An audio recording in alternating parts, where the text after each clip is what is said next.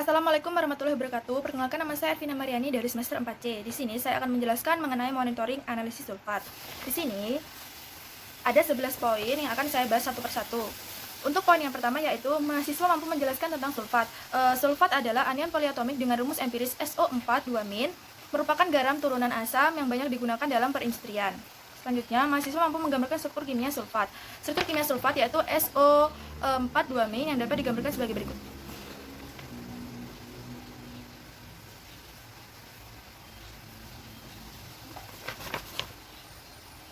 SO4 2-min. Selanjutnya, mahasiswa mampu menjelaskan asal-usul sulfat dalam perairan khususnya air sungai. Asal-usul sulfat dalam perairan khususnya air sungai dapat berasal dari limbah pembuangan pabrik, kertas, atau tekstil, juga bisa berasal dari industri yang lain. Selanjutnya, mahasiswa mampu menjelaskan bahaya sulfat. Bahaya sulfat dapat bersifat iritasi pada saluran pencernaan. Jika sulfat dalam bentuk campuran miligram natrium dengan dosis yang berlebihan atau tidak sesuai dengan aturan dapat menimbulkan efek pencahar dengan asupan yang berlebihan. Selanjutnya, mahasiswa mampu menjelaskan prinsip analisis sulfat. Prinsip analisis sulfat adalah ketika ion sulfat bereaksi dengan barium klorida, lalu membentuk suspensi barium sulfat, juga membentuk kristal yang sama besarnya, dihitung dengan spektrofotometer panjang gelombang 420 nanometer.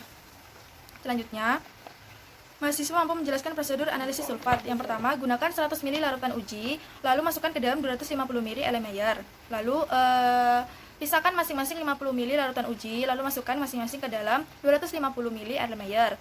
Lalu tambahkan 20 ml buffer, aduk atau homogenkan dengan batang pengaduk magnet dengan kecepatan stabil 2 kali 60 detik. Lalu sambil diaduk, tambahkan dengan 0,2 sampai 0,3 gram BaCl2 atau barium klorida. Lalu inkubasi kurang lebih 5 menit, lalu baca dengan spektrofotometer panjang gelombang 420 nanometer. Selanjutnya, mahasiswa mampu membuat larutan induk sulfat. Larutan induk sulfat dibuat dengan cara keringkan serbuk Na2SO4 anhidrat di dalam oven dengan suhu 105 derajat Celcius selama 24 jam, lalu dinginkan di dalam desikator. Setelah itu, timbang sebanyak 1,479 gram serbuk Na2SO4 lalu anhidrat, lalu larutkan dengan air suling bebas sulfat, masukkan ke dalam labu ukur 1000 ml, lalu add-kan sampai tanda batas dengan air suling bebas sulfat. Selanjutnya, mahasiswa mampu membuat larutan seri standar sulfat. Larutan seri standar sulfat dibuat dengan cara pipet 0, 10, 20, 30 ml larutan baku sulfat 100 mg per liter, lalu masukkan masing-masing ke dalam labu ukur 100 ml, lalu add-kan sampai tanda batas dengan air suling bebas sulfat. Selanjutnya, mahasiswa mampu membuat kurva kalibrasi sulfat. Yang pertama, setting spektrofotometer sesuai dengan pengujian ion sulfat. Lalu yang kedua, pisahkan masing-masing 50 ml sampel uji ke dalam Erlenmeyer 250 ml. Selanjutnya, tambahkan 20 ml buffer, lalu homogenkan dengan batang pengaduk magnet dengan kecepatan stabil 2 kali 60 detik, lalu sambil diaduk tambahkan dengan 0,2 sampai 0,3 gram BaCl2. Selanjutnya, inkubasi selama kurang lebih 5 menit, lalu baca dengan panjang gelombang 420 nanometer di spektrofotometer. Lalu selanjutnya masukkan ke dalam rumus perhitungan. Y sama dengan AX plus B. Y adalah absorbansi, A adalah gradian garis, X adalah konsentrasi, dan B adalah konstanta.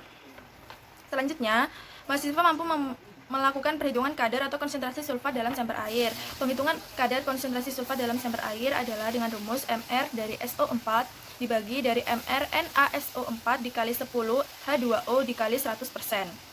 Selanjutnya, mahasiswa mampu menjelaskan tentang batas maksimum kadar sulfat dalam sampel air. Batas maksimum kadar sulfat dalam sampel air adalah 250 mg per liter untuk sampel air yang dikonsumsi. Sekian dari monitoring analisis sulfat yang saya lakukan. Mohon maaf bila ada salah-salah kata. Wassalamualaikum warahmatullahi wabarakatuh.